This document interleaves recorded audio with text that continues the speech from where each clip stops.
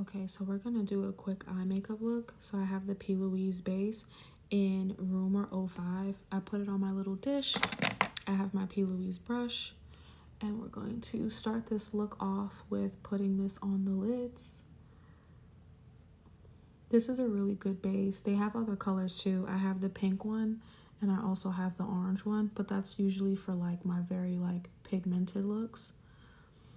And I'm just gonna pat, pat, pat, pat, pat, pat, pat, pat, pat, pat, and that's what it should look like. I never know what look I'm gonna do, but I know I'm gonna pick this palette. It's the Charlotte Tilbury Bejeweled Eyes for Hypnotize. Bejeweled Eyes to Hypnotize. That's what it's called. I couldn't. Anywho, this is what it looks like inside very quickly.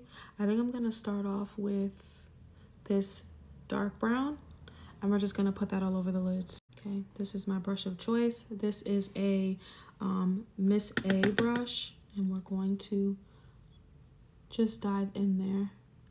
I never really typically use this palette because the colors aren't as deep, but I feel like I can make them work. So we're gonna do something a little smoky. Oh, you know what? There was something I wanted to do first. So I saw Uche do this, and basically she rubbed it kind of like coal liner under. I just don't want to poke myself in the eye. I just don't want to poke myself. But she closes her eyes like coal liner, and you just line the eyes. Oh, that's really pretty. Hold on. Okay, so I take it in and then outward, and I don't tap the brush off at all. I just go straight in, and I go right into my crease.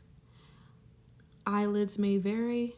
I have a lot of eyelid, so I just kind of go straight in when I want when I want some depth, and I just go straight in, and that's like the starter right there. I'm going in with this Profusion Basics palette. I got this years ago. I'm using the darker one, and I'm just going inside the middle to deepen it.